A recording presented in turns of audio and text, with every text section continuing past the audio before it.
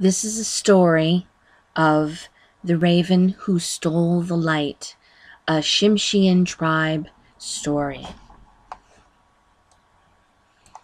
Once upon a time, the only light in the world was hoarded by a mean old chief who was not disposed to share it.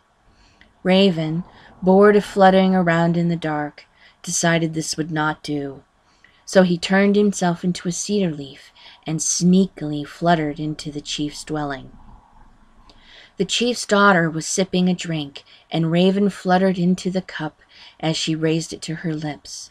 Swallowing him down, she immediately became pregnant and gave birth, which caused no end of confusion. The baby had raven black hair, dark glowing eyes, and was very temperamental. Whenever it was bored, it shrieked. The chief, trying to be a doting grandpa, said, "Give the baby what it wants." So they gave the baby a bag of shining stars. It played merrily with these, until one day, in gurgling excitement, it threw them through the smoke hole in the ceiling, and they were scattered up into the sky. Oh dear! The baby was bored again. It's bawling. It wants another bag. It's driving the household crazy.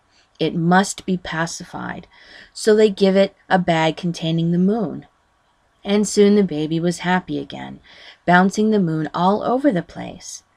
You'll never guess what happened next. Whoosh! Up through the smoke hole goes the moon. Deprived of another toy, the baby becomes really disruptive. The chief is tearing his hair out. The whole household is muttering. Find something, anything to keep the baby quiet.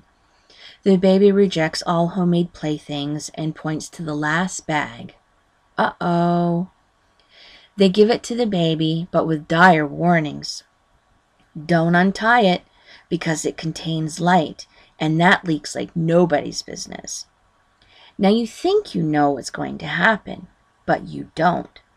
What happened is that the baby turned back into Raven, cried, "Caw!" very much, and flew through the smoke hole carrying the bag in his beak. He'd stolen the sun. Raven spread light throughout the world, and so the chief's daylight saving scheme came to an end. He was very disgruntled. His recorded comments contain very strong language in the Tsimshian dialect.